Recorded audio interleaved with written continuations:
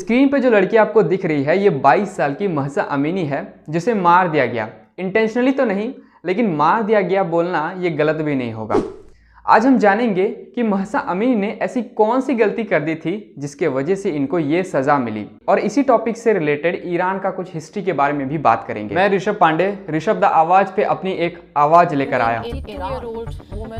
For 3 days now, Iranian women not wearing the hijab have been taking to the streets. She eventually passed against the hijab mandate, and the protests have reignited. Protesters in Vancouver are chanting, "Is it truly a "Women choice like freedom." for women?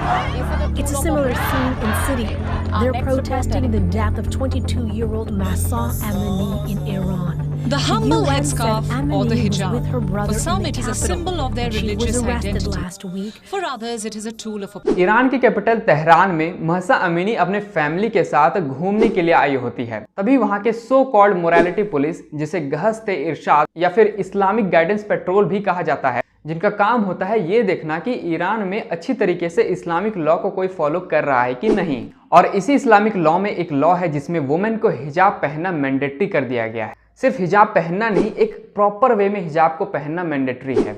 और यही गलती Mahsa Amini से हो गई थी, जिन्होंने एक proper way में अपने हिजाब को नहीं पहना हुआ था, जिसके बाद वहां के मोरालिटी पुलिस ने उनसे जोर जबरदस्ती करके पुलिस वैन में बैठाकर उनको पुलिस स्टेशन ले जाया गया।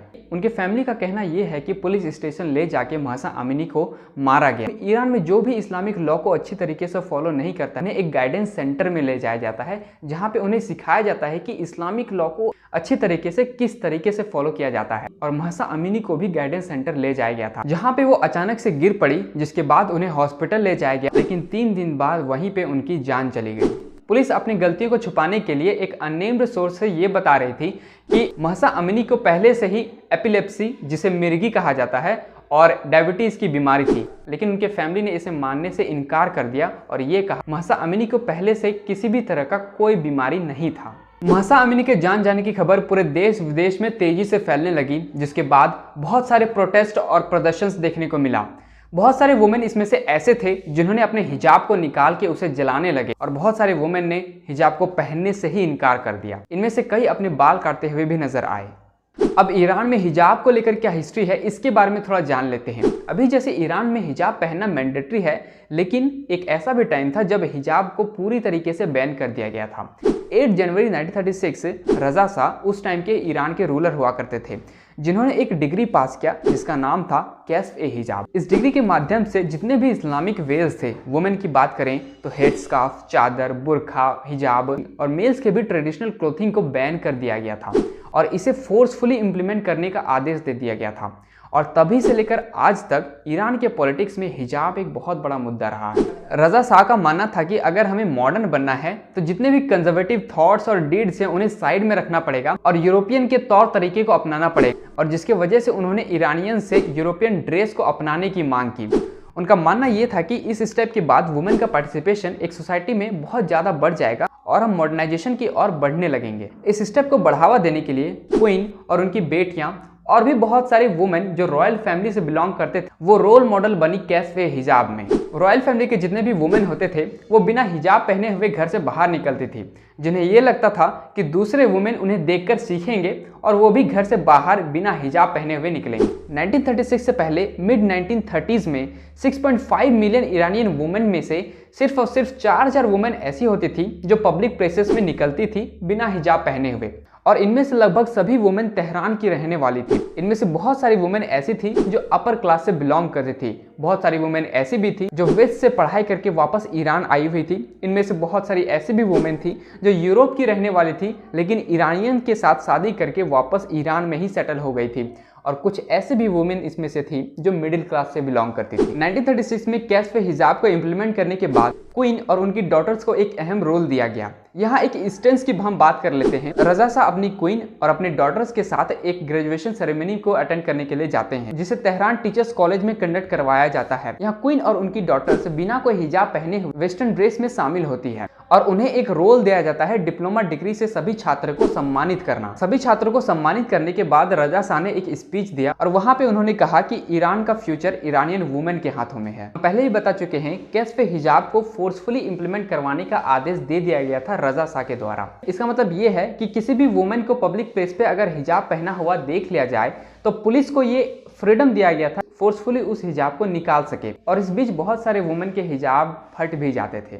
इस टाइम बहुत सारी वुमेन ऐसी थी जो हिजाब पहनना पसंद करती थी। बहुत सारी वुमेन कंजर्वेटिव थी, लेकिन फिजिकल टॉर्चर होने के डर से वो अपने घरों से निकलना बंद कर दी थी और बहुतों ने तो सुसाइड भी कर ली। बहुत सारे प्रेशर्स और ऑब्स्टेकल्स के बावजूद बहुत सारे वुमेन ने अपने हिजाब को पहनना नहीं छोड़ा। 1941 में रजा शाह के जाने के बाद बहुत सारे कंजर्वेटिव या फिर आप कह लीजिए डिवोटीज ऑफ इस्लाम ने फिर से ट्राई किया कि हिजाब को बढ़ावा दिया जाए, लेकिन वो इस टाइम सक्सेसफुल नहीं होते हैं। 1941 में रजा शाह के जाने के बाद उनके बेटे मोहम्मद रजा पहलवी ईरानी पॉलिटिक्स में आते हैं। वो एक बोल्ड डिसीजन लेते हैं जिसमें वो कहते हैं कि अब से वुमेन के पास फ्रीडम होगा, वो चाहे तो हिजाब पहन सकती है और ना भी पहन सकती है, वो उनकी मर्जी होगी। अब से उन्हें फोर्स नहीं किया जाएगा। इस टाइम वुमेन को देख के ये पता लगा लिया जाता था कि कौन वुमेन अपर क्लास से बिलोंग करती है, कौन वुमेन लोअर क्लास से बिलोंग करती है, कौन वुमेन एजुकेटेड है, कौन वुमेन अनएजुकेटेड है। कैसे?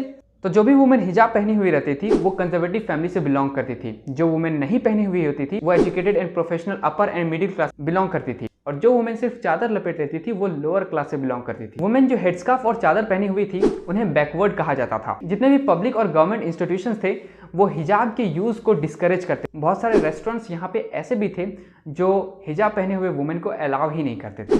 1970s में हिजाब एक पॉलिटिकल सिंबल बन गया था। रजा शाह की डायनेस्टी पहलवीज हिजाब के यूज को अगेंस्ट द मॉडर्नाइजेशन पॉलिसी मानने लगी थी, लेकिन बहुत सारे वुमेन इस सोच के अगेंस्ट थी। बहुत सारे मिडिल क्लास वर्किंग वुमेन अब धीरे धीरे हिजाब को पहनने लगी थी। अब धीरे धीरे ईरान के पॉलिटिक्स में चादर या हिजाब पहनने वाली वुमेन को ज्यादा महत्व दिया जाने लगा। अब ट्रेडिशनल या conservative women, lower class women या वर्किंग वुमेन को ज्यादा महत्व दिया जाने लगा एज कम्पेयर टू जो हिजाब नहीं पहनते थे या फिर जो सो कॉल्ड मॉडर्नाइजेशन की पॉलिसी पे ज्यादा ध्यान देते थे। चादर या हिजाब फिर से पॉपुलर होने लगी थी।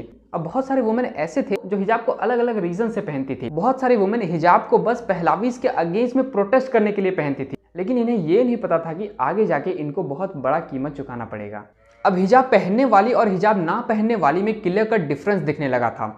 हिजाब पहनने वाली को नेशनलिस्ट कहा जाता था और वहीं हिजाब ना पहनने वाली को एंटी नेशनल्स का नाम दिया गया। हिजाब ना पहनने वाली को और भी कई अलग अलग नाम दिए गए, जैसे symbol of western culture colonialism, victims of west toxication, product of imperialism, propagator of corrupt western culture, जो अपने ही ट्रेडिशनल कॉन्सेप्ट को बढ़ावा नहीं दे रही है, जो ईरान की सोसाइटी के मोरल वैल्यूज के अगेंस्ट जा रही हो। वहीं दूसरी तरफ हिजाब पहनने वाली वुमेन, जिसे पहले बैकवर्डनेस का दर्जा दिया जाता था, वो अब सोसाइटी में रेस्पेक्ट और डिग्निटी की मांग करने लगी थी। अब कंजर्वेटिव व्यू वाले वुमेन, मतलब कि हिजाब पहनने वाली वुमेन को ज़्यादा रेस्पेक्ट दिया जाता था और हिजाब ना पहनने वाली वुमेन को सेक्सुअल हरासमेंट का शिकार होना पड़ता था। सेक्सुअल हरासमेंट से बचने के लिए बहुत सारी वुमेन अब हिजाब को पहनना स्टार्ट कर दी थी। अब धीरे धीरे हिजाब पहनने वाली वुमेन की संख्या तो बढ़ रही थी, लेकिन साथ ही साथ वुमेन का पार्टिसिपेशन इन पब्लिक स्फेयर घट रहा था। अब फिर से एक बड़ा बदलाव होने जा रहा था। एक टाइम था जब रजा शाह ने कैश पे हिजाब लाया था, जिसमें हिजाब पहनना बैन कर दिया गया था, लेकिन अब 1979 में इस्लामिक रिवॉल्यूशन आता है और यहाँ पे हिजाब पहनना हर वुमेन को मैंडेटरी कर दिया जाता है। उस टाइम बहुत सारे नॉन कंजर्वेटिव वुमेन जिन्हें हिजाब पहनना उतना भी पसंद नहीं था, लेकिन वो सिर्फ शाह रेजिम को अपोज करने के लिए पहनी हुई थी, वो बिल्कुल भी एक्सपेक्ट नहीं की थी कि एक दिन हिजाब पहनना मैंडेटरी हो जाएगा। और पहली बार जब फरवरी 1979 में हिजाब को मैंडेटरी किया जाता है तो उस टाइम बहुत सारे लिबरल और लेफ्टिस्ट वुमेन के द्वारा प्रोटेस्ट और प्रदर्शन किया जाता है और थाउजेंड्स ऑफ वुमेन पार्टिसिपेट करती है ऑन 8 मार्च 1979, जिस दिन women's march on international women's day होता है। इतने बड़े पैमाने पे जब प्रोटेस्ट और प्रदर्शन होने लगे तब कुछ टाइम के लिए ये जो मैंडेटरी वर्ड था इसे साइड कर दिया गया, लेकिन फिर से जब लेफ्टिस्ट और लिबरल्स ईरानियन पॉलिटिक्स से साइड हो गए तब धीरे धीरे फिर से हिजाब मैंडेटरी कर दिया गया। अब मैंडेटरी हिजाब बहुत सारे गवर्नमेंट ऑफिसेज में दिखने लगा था। जो भी वुमेन हिजाब नहीं पहनती थी उन्हें ऑफिस में एंटर नहीं किया दिया जाने लगा। जुलाई 1980 में जितने भी गवर्नमेंट ऑफिसेज थे और पब्लिक बिल्डिंग्स थी वहां पे हिजाब ना पहनने वाली को एंटर करने की परमिशन ना दी जाने लगी और अब बहुत सारे वुमेन हिजाब पहनने लगी इस डर से कि कहीं उनको उनके नौकरी से निकाल ना दिया जाए। और इस टाइम जो वुमेन हिजाब नहीं पहनती थी उनके ऊपर रिवोल्यूशनरीज मैन के द्वारा अटैक किया जाता था। 1983 में एक इस्लामिक पनिशमेंट लॉ लाया जाता है जिसमें यह बोला जाता है हिजाब ना पहनने वाली वुमेन को 10 से 2 मंथ्स जेल में रखा जाएगा और उसे फाइन भी लगेगा और साथ ही साथ उसे 74 कोड़े मारे जाएंगे। और 1995 में 2 मंथ्स के इम्प्रिजन को बढ़ा के 3 मंथ्स कर दिया गया और इसी स्ट्रिक्ट लॉ के कारण महसा अमीनी की जान चली गई।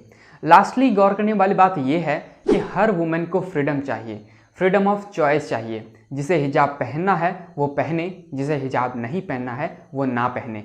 लेकिन किसी के ऊपर फोर्सफुली किसी लॉ को इम्प्लीमेंट करवाना ये मेरे ख्याल से तो सही नहीं होगा, क्योंकि अगर ऐसा किया जाए तो इसी तरीके का इंसिडेंट आगे भी होते रहेगा और कई सारे और महसा अमीनी की जान जाते रहेगी। और अंत में मैं ये कहना चाहूँगा कि हमने सीखा है इस ज़माने से हर ज़माना अलग होता है। हमने ज़माने को तो बदलते देखा है पर लोगों को नहीं। आप इस ज़माने में उस ज़माने की बात करते हो, ज़माना तो बदल गया साहब, आप कब बदलोगे? धन्यवाद। जय हिंद।